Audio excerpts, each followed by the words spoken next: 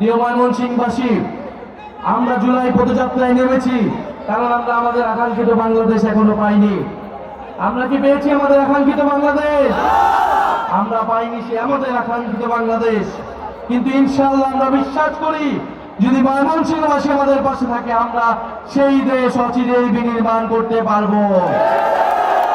দেশে সংস্কার প্রক্রিয়া চলছে। ঐক্যমত কমিশন বলেছে জুলাই সনদ হবে।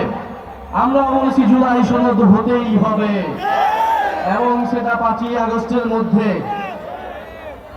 জুলাই সনদে দ্রুত সময়ের মধ্যে আমরা ঐক্যমত চাই।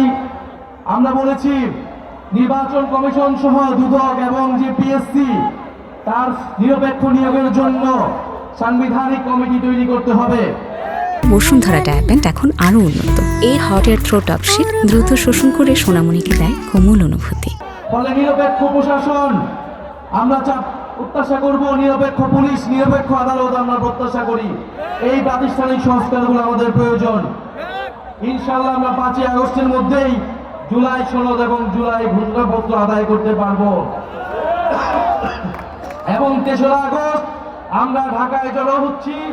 ময়মনসিংহবাসীকে আমরা আগাম দাওয়াত দিয়ে যাচ্ছি, যাতে ময়মনসিংহবাসী আমাদের সাথে এই জুলাই ঘোষণাপত্র এবং জুলাই সনদ আদায়ে আমাদের সাথে যোগ দেয়। এবং জাতীয় নাগরিক পার্টির নেতা কর্মীদের উদ্দেশ্যে আমাদের আহ্বান থাকবে, আপনারা জনগণের পাশে দাঁড়ান, জনগণের সমস্যা সমাধান করুন, আপনারা সামাজিক আন্দোলন গড়ে তুলুন।